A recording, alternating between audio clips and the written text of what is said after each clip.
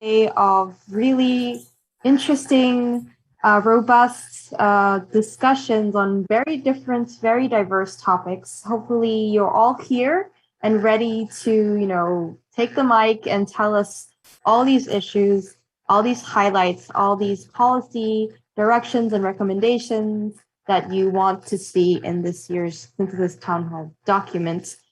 I'm not going to really take too much time explaining what this is because we want to jump right in.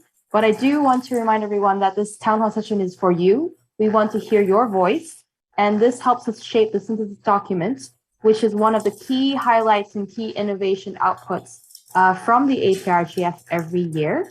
We actually take this document to the global IGF, and it serves as an input from our region, as well as has inspired processes started in different national and regional initiatives as well. So without further ado, I would like to hand off to our two co-chairs, Brenda and Sherry. And Sherry will be taking it away, going right back to the thematic tracks and listening to all your inputs. Sherry, please. Thank you, Jen. Hi, everyone. Welcome to day 2 and the last day of the town hall sessions.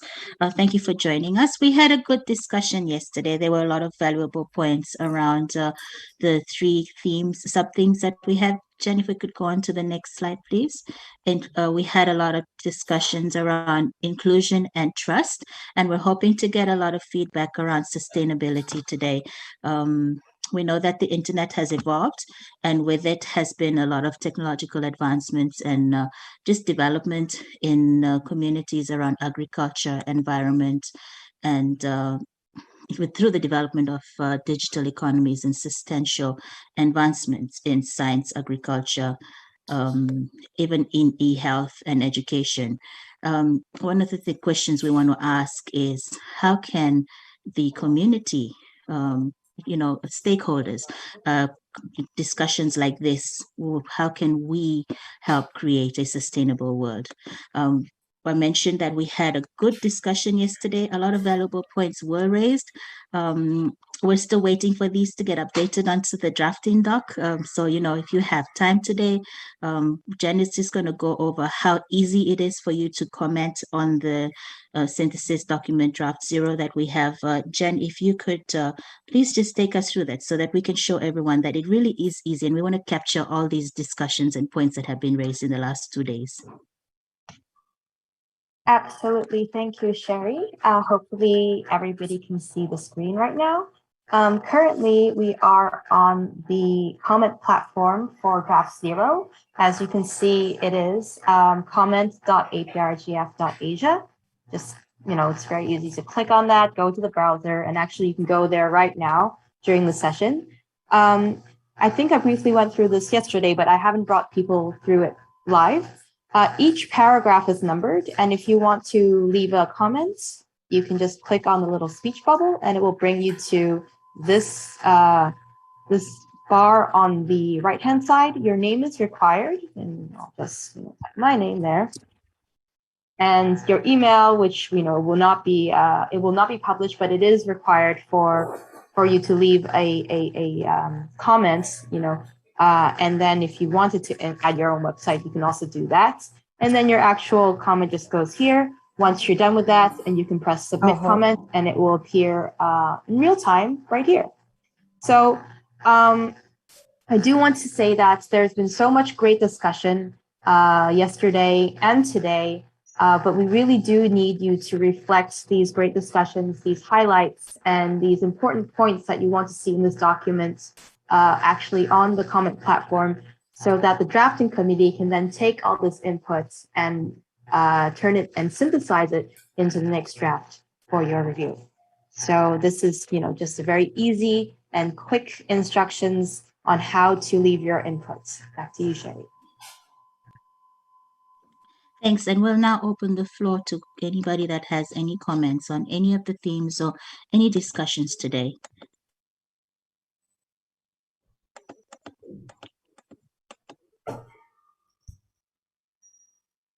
Do I see any hands up? Does anybody want to go first?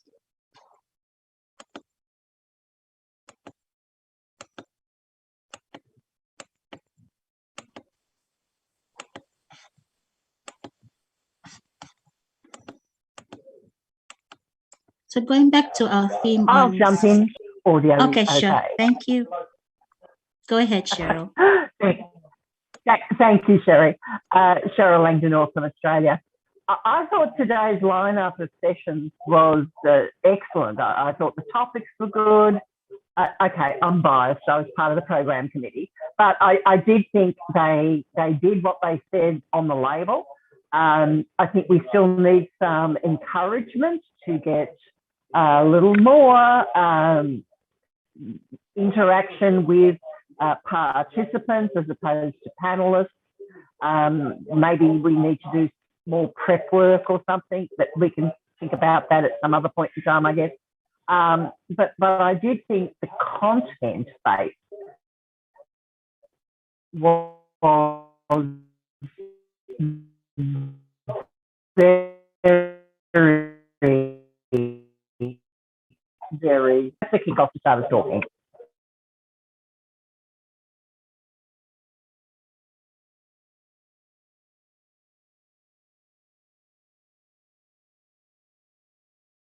Thank you, Cheryl. We might have to ask you to put a little bit of what you said on the chat, because you might have cut off there in the last few seconds.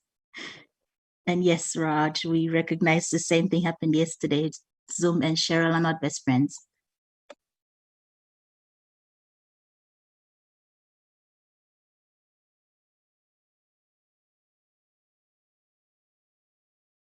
Edmund, I can see that you have your hand up. Did you have something you wanted to say? Would this be about, in addition to, we had the topic on sustainability, and there was a carbon footprint for the internet session yesterday. We're hoping if maybe you could just give us some comments from that session, and anything else that you might want to add some comments on. Yeah, I put my hand up to get the conversation started. Hopefully others would put their hand up as well.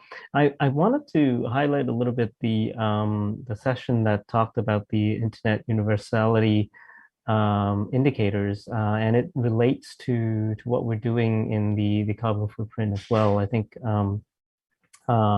it's great to see the IUI from UNESCO being developed and put in place. I recall a few years earlier, one of the consultation sessions that led to the IUI, the Internet Universality Indicators, actually happened here in APrIGF. So hoping that the we can feature that a little bit more this year, and especially some of the work that is already being done than some of the countries that are putting actual reports together, and it's not just a framework for discussion. And a big part of it is sustainability, both on especially on the sustainability of the network itself.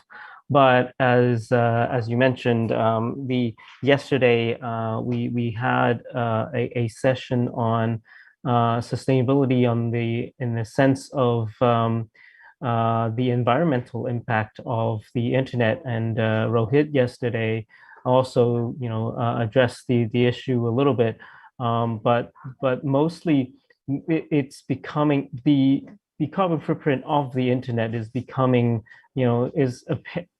for sure it's increasing, right? Because there are more people that are online, there's more data that's being transmitted.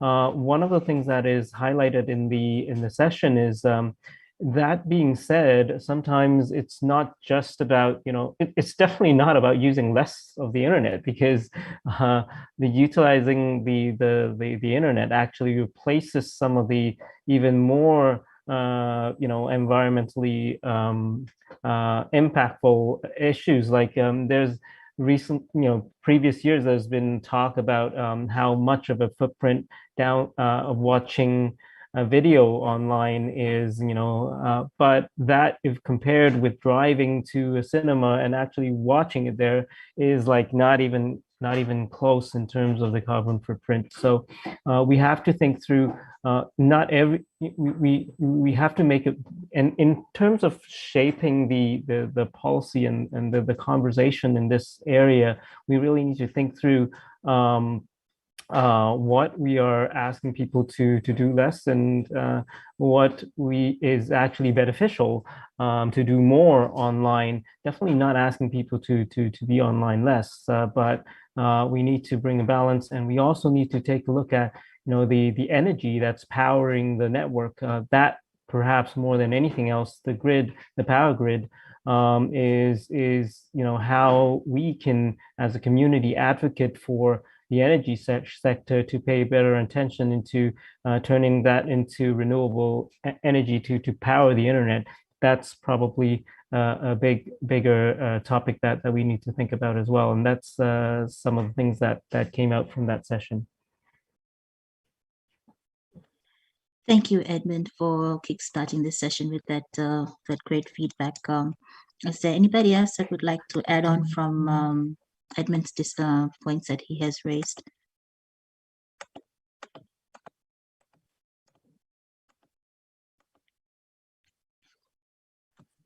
This is Jen, actually, if I may, since the Internet Technical Success Factor was another showcase session that we had today, and it falls squarely under the sustainability track. If I am not mistaken, I do see some people who did attend that session, and also some of the organizers of that session here. Thank you, Joyce. I was just about to call on you. Please, Joyce. Thanks. Thanks very much, Jennifer, and hello, Sherry and everyone. Sorry, I was a bit slow to raise my hand because I'm also in parallel in the IGF MEC meeting and open consultations. So that's just a shout out to everyone. That's happening starting today till Friday. If you want to join that other event as well and you want to spend your nights with us. So yeah, just to talk about the showcase on the Internet's technical success factors, we looked at 4 attributes. So scalability, flexibility, adaptability, and resilience. And I think out of the 4, we would have at least 2 or 3 of those factors that would be very neatly be able to be under the sustainability theme. I'm also thinking how we might be able to add some of the discussions from today into the trust theme. I think there's a lot to be said there, particularly the session on the interoperable internet, which was another session, slightly similar, but looking at slightly different attributes of the internet. That one was really looking more at the distributed nature, the decentralized nature of the internet, and how that kind of is interwoven with emerging regulations. And so I will work with some others to put some language into the synthesis document, capturing the discussion points from today. But just to say that it was very interesting, and if other people in the audience, if you feel strongly about any one of the aspects that were discussed, please do also provide your comments. Thanks. Thank you, Joyce. There is a question in the chat from Ying about do virtual meetings mitigate carbon footprint? Does anybody have an answer to that? Edmund, would you be able to answer that, please? Well, that's a good question, but yeah, the obvious answer is that we definitely had less flights coming in to the meeting. But I think, again, once again, this is a kind of balance, right? I mean, the face-to-face meeting brings a lot of tactile, thing to the event, and also the relationships that are built. How do you value that? So it's not like I'm certainly, at least at this point, not in the camp that says we could do without face-to-face meeting for forever. I think that there are good value for having those, but certainly having remote participation and this type of mode is very important. And if you talk about it in an absolute sense, then yeah, I mean, it's definitely a lower carbon footprint if we do it virtually. But think about all the better advocacy that we might be able to do in an actual face-to-face meeting. If that's not the case, then none of the environmental conferences should ever happen, right? So I guess it's always that's where I want to make the point that it needs to be a balance, and we need to figure out what the values we're actually fighting for. Thanks, Edmund. Ying, I hope that answers your question. Rita, I saw you mentioned something in the chat about hearing comments about the different sessions from people. I also heard you put forward some comments in some of the sessions that you were in today. Would you like to comment on that for the drafting document? Can I pick on you for that, please?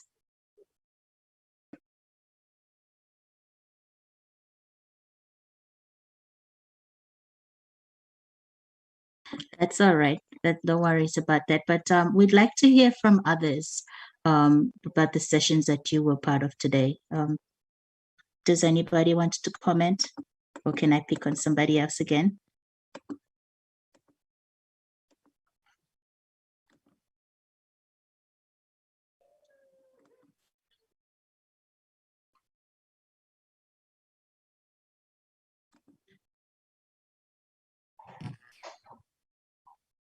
Sherry, I think Pavitra's hand is up.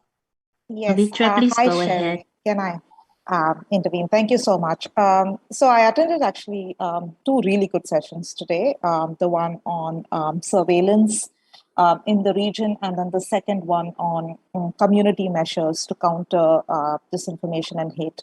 And I wanted to specifically speak about the second session. I found it quite interesting because I think it falls quite squarely on both the themes of inclusion and trust.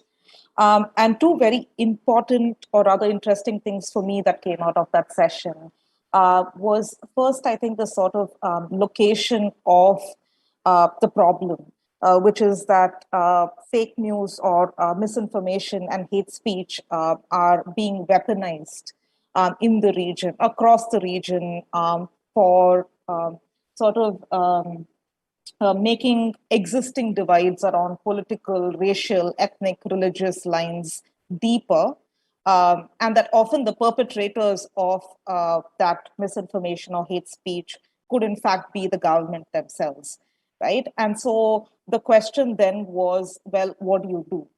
Because you can't necessarily rely on the government to sort of provide a solution to this problem where they themselves might be a part of the reason why the problem is as bad as it is right now. And often that legislation around both hate speech and misinformation could be a double-edged sword, because it can be used by those very same governments to sort of restrict freedom of expression in the countries.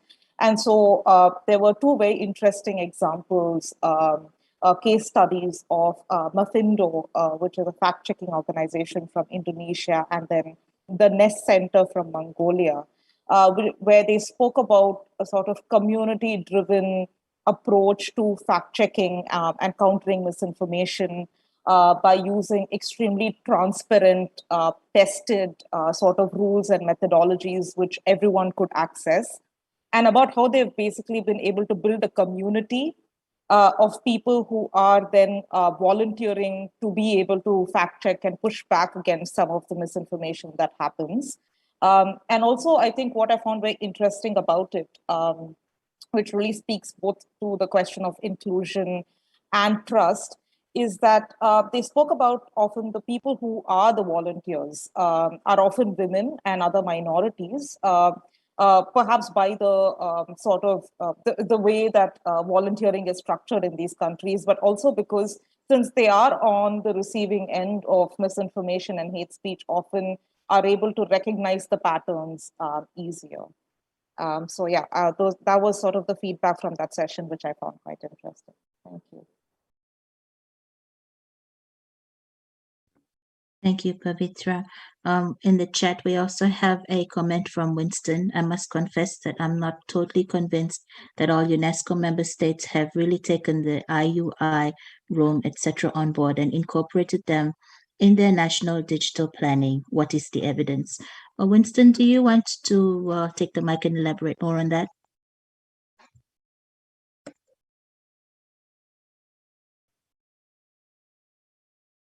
Hi, Cherie. No, not really.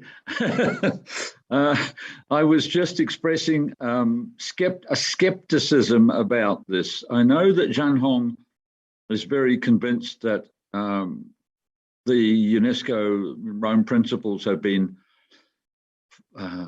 adopted by the whole international community, but I just don't know. I see in my own country, in the public service in my own country, a certain ignorance about United Nations agencies and what they do, and a certain ignorance about UNESCO. And that ignorance is on the part of public servants who may be receiving orders to draw up, to define policies from their ministers.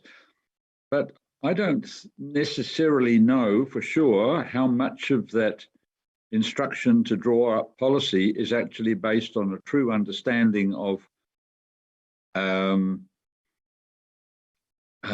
my country's international, acceptance of the international conventions and instruments that it's actually signed up to. I mean, how many civil servants really do know what their country has signed up to? I hate to say this, but the Anglosphere is a very skeptical place, and it's rather navel gazing. And the UNESCO National Commission in New Zealand is run by the Ministry of Education. It's a civil society group, but it's actually located in the Ministry of Education, which is not the most high profile Department of State. So the National Commission is actually a small organization. It depends on its links with foreign affairs. It depends on its links with many other ministries to actually do things. It takes government information or information about New Zealand's international responsibilities, and it feeds this information to civil society groups. But whether it feeds this information equally to public service departments, I'm just not sure. So, that's a long way of saying UNESCO might think its principles and indicators have been implemented, but I'm not sure.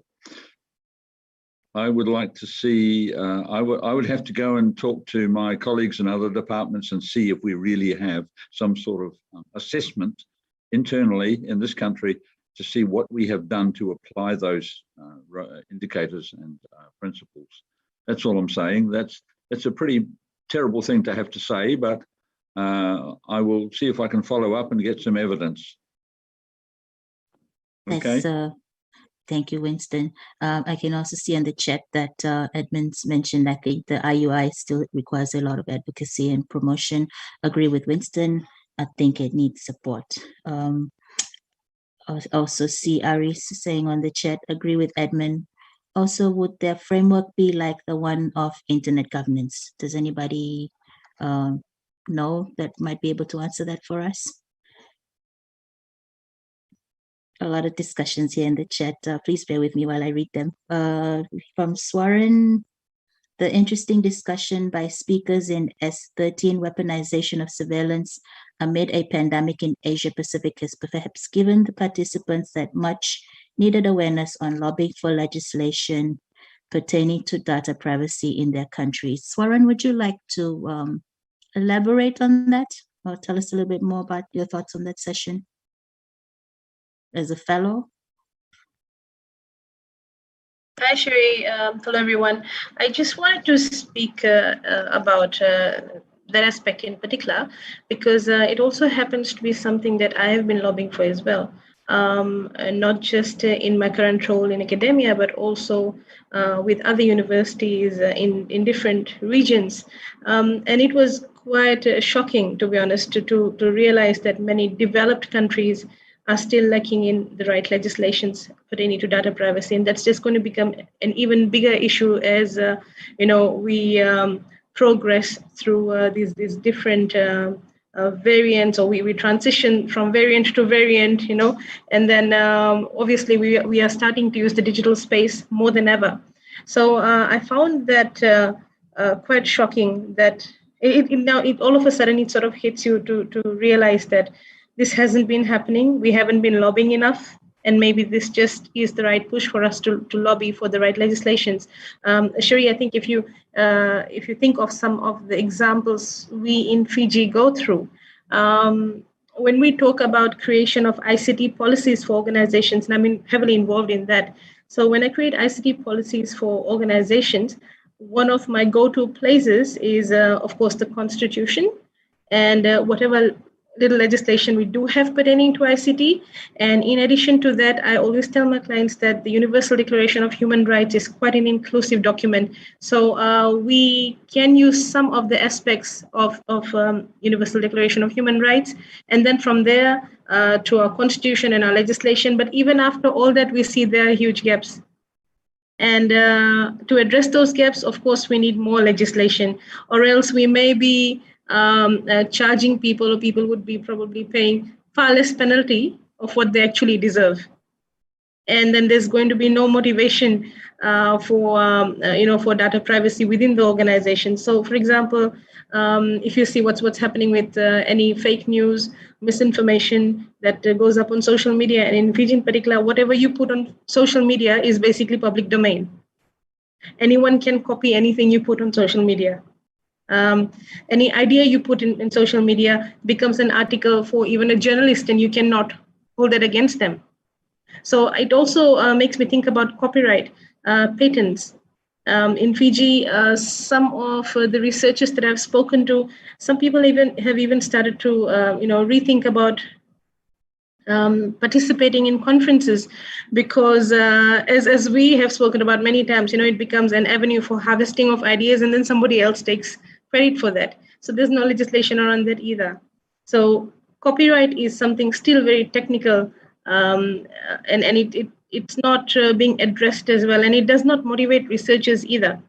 So when we talk about legislation, I think it goes right from being safer in the cyberspace to breach of data policies within the organization. But also maybe it would be interesting to see if there is a study globally done to see if the existence of a good ICT policy within the organization does definitely contribute to less breaches. I've seen some studies regarding that. There was one that was done 10 years ago in UK, and some of those problems are still there. And that is a clear indication that there is some gap in legislation which we need to start lobbying about. That's something that that got me thinking today. Thank you. And thank you to the team that presented. Thanks. Thank you, Swaran. Great feedback.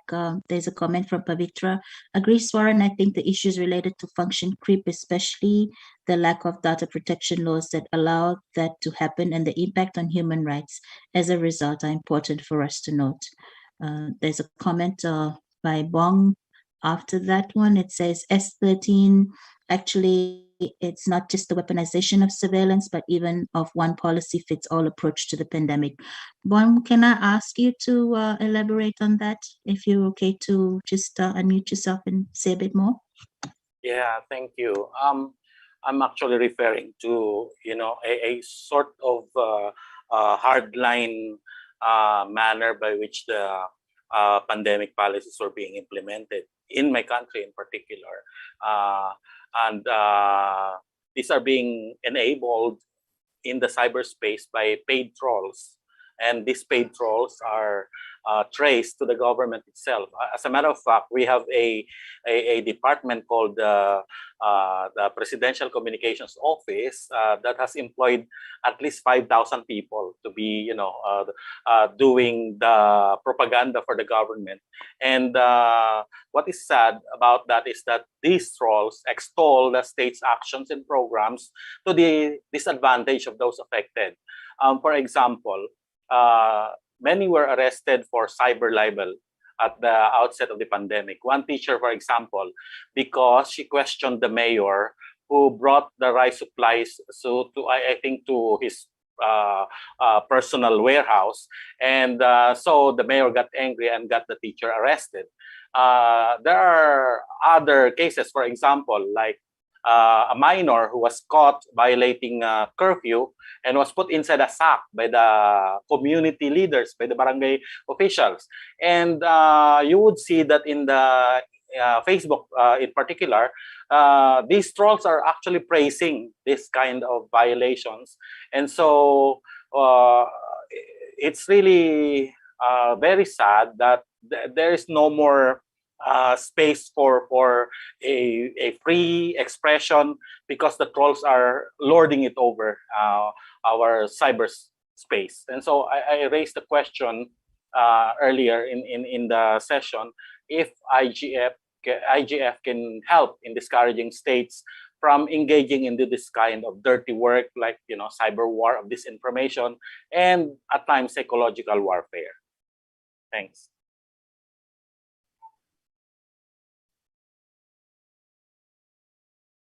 Thank you, Bong. Is there anybody who would like to give a reply to Bong on the question he has raised earlier in the sessions? Might be able to give him an answer now from the MSG, maybe.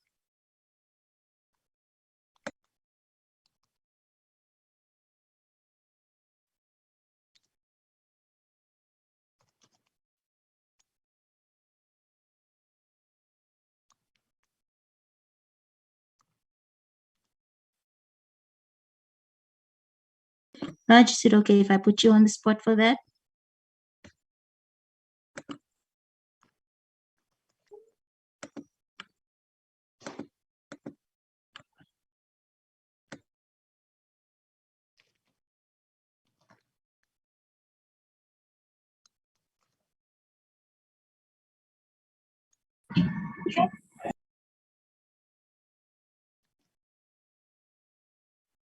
Did somebody else want to answer that? Fo, did you have something you wanted to say?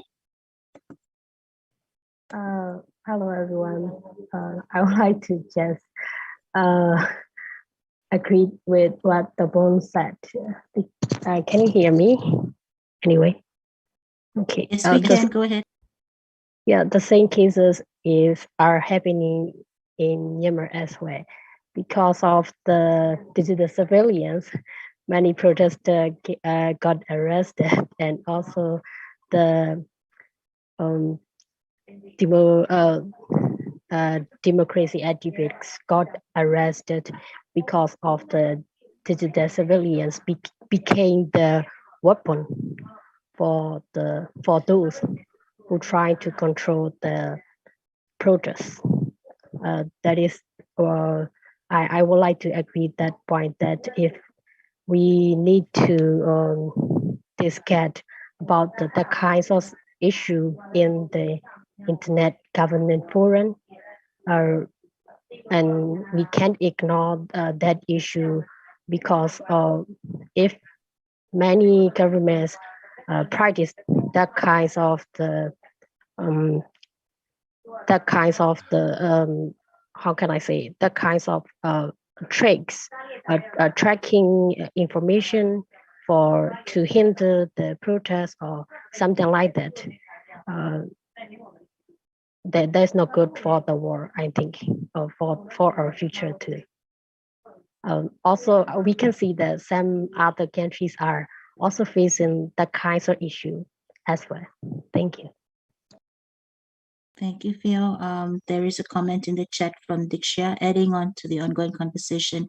It is very valid for us to be skeptical about the government and its commitment to ensure digital rights, because there are examples where government has been working with big tech for propaganda to spread misinformation and such. The government across the world seems reluctant to do things to ensure people digital rights, data privacy, because the big corporations have been profiting off people's data. There's quite a bit of long comments coming through the chat. Pavitra, would you like to add on to your comment on the chat from there?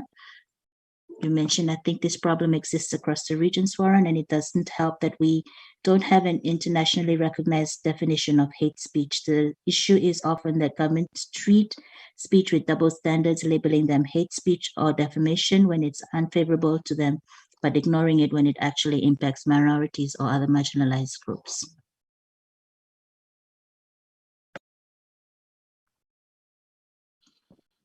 Sure, Sherry. Just to sort of, I guess, a response to what Swaran was saying around this problem with people recognizing hate speech, and that definitely is a problem that we've seen across the region, and governments certainly contribute to it because legislations on hate speech are often vague. The way that they are implemented is not uniform. They're often targeted. So when I was saying earlier that legislation could be a double-edged sword, this is sort of what I was referring to, right? Because often legislations on misinformation and hate speech tend to in fact be used to target dissidents, target people who are speaking against the government, as opposed to actually looking at the proliferation of hate speech or misinformation in the region, which is why they're often not sort of touted as solutions to the problem. Which is why I actually found the solutions of sort of these community-driven awareness-raising campaigns on hate speech or on misinformation, and sort of us doing more through civil society measures as a way to counter the problem which often arises from the government. Thank you, Pavitra. Nirosha, I missed your comment from earlier on S8, building digital information literacy skills for trust and well-being was a good one. I really interested today, discussed about information literacy. They are discussed about how the libraries help during the pandemic. Further, we discussed about game addiction. Maybe you could tell us a little bit about that session and what was discussed, please.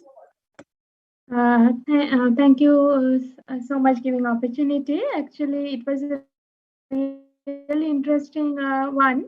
So in there we have discussed about, like I have already given in the chat, so how the information literacy help during the pandemic situation, and also further it's explained how the Nepal it was happened in the rural area and what initiations has they have already taken, and how the government help and other countries how it was going on like that.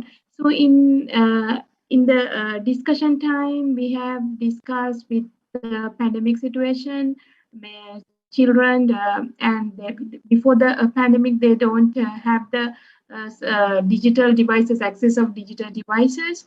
But during the pandemic time, in the education purposes and all, they have to use the digital devices, and so, and also then it's as a result there was a social issue came in, like game addiction and sort of a thing. So so then we discuss about how to overcome these issues, like, and also we communicate like internet is a good one, but there are some social issues also raised. So these type of interesting things were discussed in that session.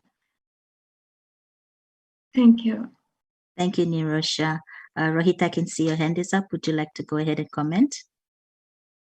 Yeah, so I actually have a question. Hello, am I audible? Yes, go ahead. Yeah. Okay, so I was checking about the Google Sandbox effect.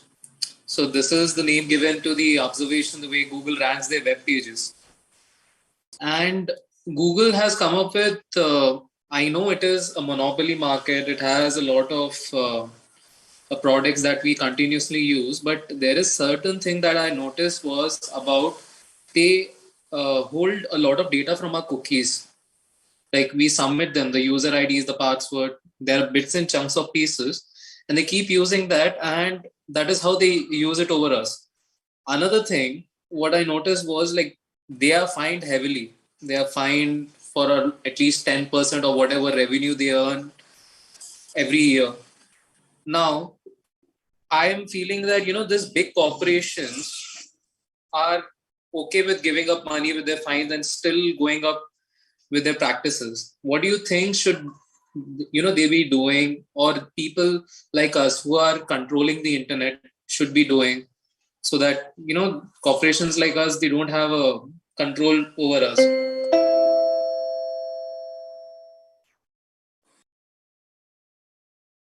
I'm done with my question. Thank you, Rohit. Is there anybody from the floor that would like to add to Rohit's comment or answer his question?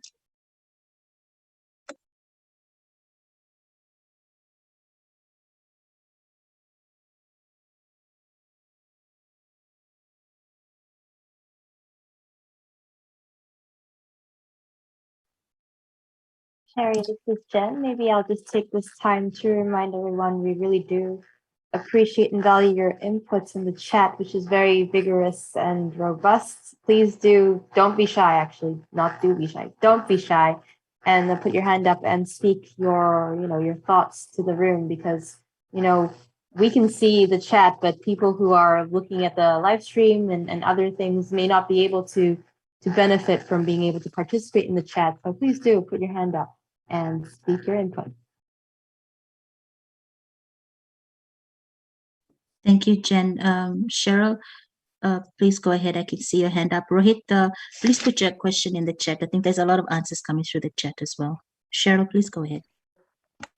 Well, it depends on whether or not my audio is audible. Can you hear me? Yes, we can hear you. Yay! Okay, Cheryl from Australia. Right, let me give you a very personal knee-jerk reaction on some of what you've just raised. All important things to raise, I will hasten to add. But it's not the size of the company. An emerging company, one that's just a Kickstarter out of a garage. Gee, it could have been Google some time back. You're still going to be hungry for control and aspects that many of us are concerned about. So it's not a matter of size, it's a matter of perspective. And from my point of view, what we need to do is find ways to engage with all parties, including the big kids in camping industry, et cetera, those who you would argue quite reasonably are using our data for their profit, to see things and why they would be making certain decisions that they either have done or perhaps will do in the future. And I think if we can look towards some mutualisation, some trust and communication, we may be able to further the discussion and debate. Thanks.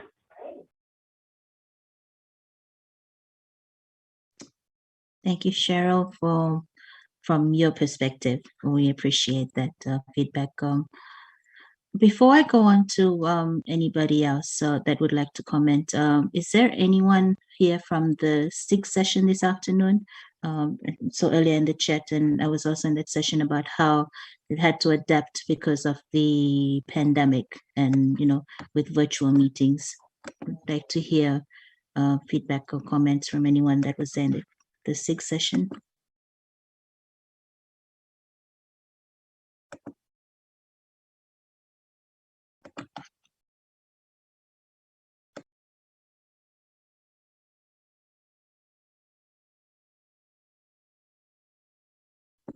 While we're waiting for that, there was a comment earlier from an example from Nepal, how the legislation could be misused. Dozens of online media news sites were blocked earlier this year, allegedly for spreading fake news. So agree that legislation sometimes could be a double-edged sword. exploited by government to repress legislative expressions as well.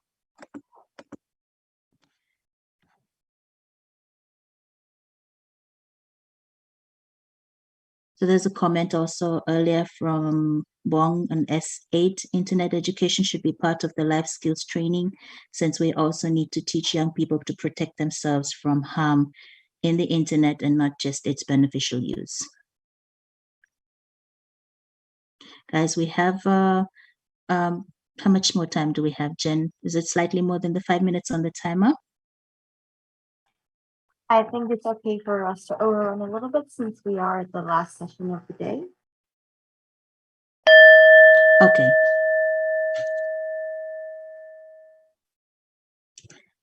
Yeah, would you like to comment about the sessions today or something? Yes, I would like to comment about the enhancing the digital information literacy programs and campaign in the developing country. Because I often see in my country that people don't have the very much knowledge about the digital information literacy. Because of that, the hate speech and the propaganda, otherwise the fake news are spreading very rapidly, very rapidly. But people are only following up these fake news only, but not trying to think about how this news is came from, what is the original source of this news. Just only few young people, very few young people are trying to tell them that what are the fake news, what are the original source of the news, what kinds of news are we can rely with for during this political turmoil. I could see that there are some fact-checking pages on the social media platform for providing the reliable information and also reliable news by resharing the sources from the reliable sources such as the media and also like the CSO organization report or something like that. That is, I would like to comment that the digital information literacies are urgently needed to those people who are living in the developing countries. Thank you. Thank you, Phil. We have that problem here in Fiji as well. The news that comes out of Facebook is taken as the official news. People would rather follow what is said through Facebook or spread the loudest and far-reaching. We've had problems around, fake news, misinformation, right up to the take the vaccine or don't take the vaccine. So the reasons for that as well here in Fiji. Afik, I can see that you've got your hand up. Would you like to comment? Yes, I just would like to add what Pio has said. I believe it also happens in everywhere in the world, and it also happens in Malaysia as well, where we have problems with hate speech and problem with disinformation and so on. And at the end, I believe it's not belong to one person to take effort, but it takes a collective effort from every stakeholders, the government, technical communities, academia, and all to improve and provide a better solution in combating this kind of disinformation and hate speech throughout the internet, especially on the social media. As the social media has been a really important platforms for communications. At the end of the day, I believe there are 4 proposed areas that we might look and consider, whereby we need to enhance current legal response. And the second one, maybe we could develop more digital literacy. The third one, we need to review the accountability of the platforms. And 4, maybe we can strengthen the fact-checking mechanism. That is from my point of view. That's really great. Thank you, Afik. Any chance I could ask you to put that into the comments platform? I will try to make it before the time's end. Sure, no worries. I think we have a week or two, which will be open the public comments. There's some chatter in the chat about the showcase sessions today from Nirosha. Most attractive session was showcased on Internet Technical Success Factor. They used menti.com for asking questions and very much attractive. Showcase to Internet's technical success factors. We see Cheryl is also agreeing with that it was exceptional.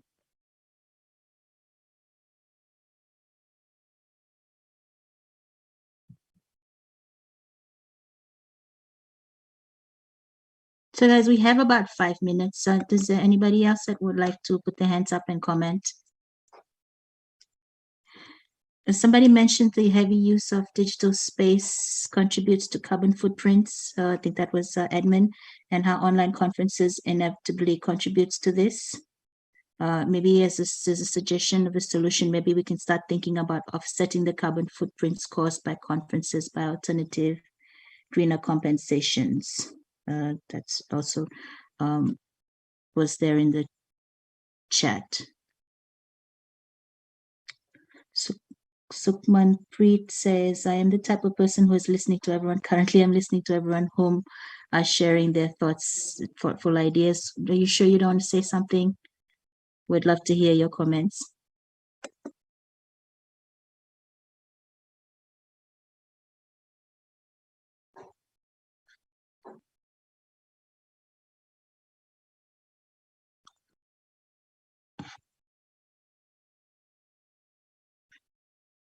Rohit, I see that you've put 2 comments about big corporations. Would you like to elaborate them? Just unmute yourself and go ahead. Sure, Sherry. So I was reading that Facebook has these people, they call them moderators, who control all the videos and the images that are being shared on Facebook. And these are images with explicit content. So they have horrendous images which shouldn't be on such platforms. And they have a lot of basically truth also, and things that you cannot be shown because it has a certain age group. Now, what I also read about these people are, because as they're witnessing this on everyday basis, so there is a shortage of these moderators who are available to control the free flow of information. Now, there is a scarcity of these moderators available on Facebook and other social media platforms, because these are the people who open the gates for you where you get your information. And if there is scarcity of these people, and you'll be getting anything and whatever you want, it's a misinformation basically. Now the problem what happens over here is, if these people, they're facing mental health issues, that is one reason they don't take this job much forward. They probably quit in like 2 years or 3 years. That is what I read through, and I got to know from few people who are my friends. Now how the corporations like this, they adapt to a new profile, or how they control, I guess we need to work on a new framework on these moderators who open the gates for us with information. That's all, Sherry. Thank you for that, Rohit. Afik, is it a second hand, or is that your hand up from the last time? Sorry, it's from the last time. I will take up one. Go ahead, Sabrina. Hi, Sherry. Thanks much. Sorry, I only belatedly saw the message about the session on SIGs. So I was a speaker in that one, and it was a really great opportunity to share, but also to listen to the experience of how many other SIGs in the region and even beyond our region are trying to cope with COVID and still put out meaningful programming for people in their communities and their regions. And I think one of the biggest takeaways for me is that it was a really good reminder of how although we're not in the session, it's not like we obviously talk about the 3 main themes of trust, inclusion, sustainability up front. But in actual fact, from all the conversations that we're having, it really just reinforces how all these three things, capacity building programs like SIGs, really take the nexus. They really form the nexus of all these three themes, and how COVID has impacted everybody who runs such programs is that essentially it's really, sort of destabilized, I think, the triangle nexus for every SIG, or whether it's for a PIGA that we run here in ICANN. And every school is trying to grapple with, okay, how are we going to adjust and how are we going to adapt such that, whether it's building trust with newcomers who are coming in, whether it's like, how can we be more inclusive now that everything's only online and things like that? How can we keep things, going in a sustainable form? Essentially, all these three corners of that triangle, every SIG is trying to find ways to rebalance those three and make it work. So to me, that really brought that through in a very, it's a really good reminder about that. And it was very refreshing to know that. So plenty of I guess all the schools are facing similar constraints, similar issues, but still trying to innovate and find ways to keep going, because one thing is although COVID impacts everybody, training needs in the community and the region don't disappear. So it's brought other opportunities. Like for some, it's meant that it's a new opportunity to really reach rural areas and reach out to people better. In other places, it's meant that you can really rethink programming on what else you can do different. So it's also a very evolutionary process because everybody's only going through it at the same time. So I really love that this, I guess more as a feedback, it was really great to have such a session so that, there's also an opportunity for such capacity building programs to share as we go along, because we otherwise also in current circumstances wouldn't really get to meet each other and sort of trade notes and things like that. So I just wanted to kind of share that with everybody. Thank you.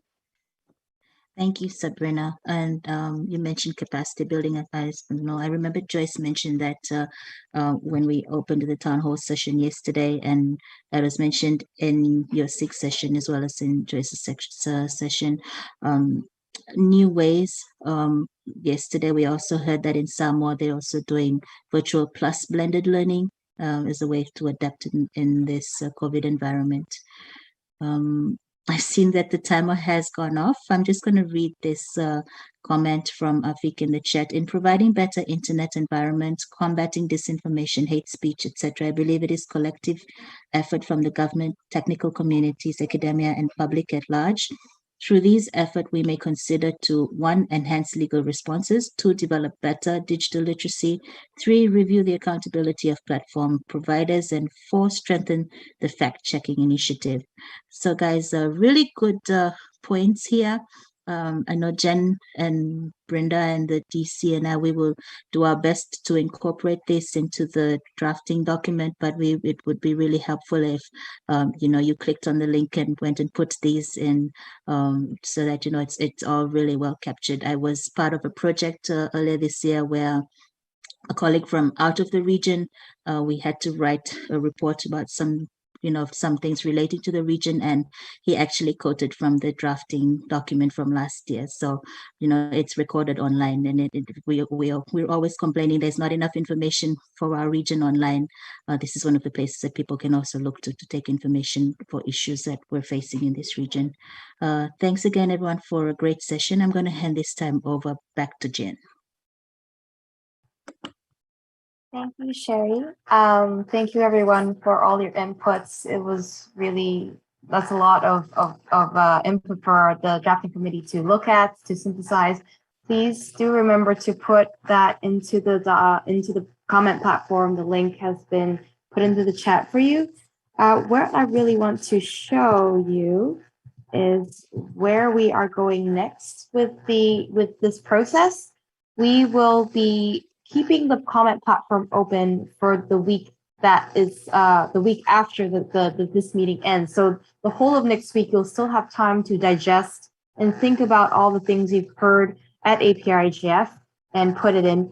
And please, please, please do remember to do that, because the best thing for you to do is to put your input in your own words. Of course, we will also go through and make sure, these are captured, but, the best representative for you is yourself. After the comment period closes, the drafting committee will then go into another working phase to synthesize all this input into the draft 1. This will then go out for public comment again, just to make sure we've captured everything correctly and it looks good for us.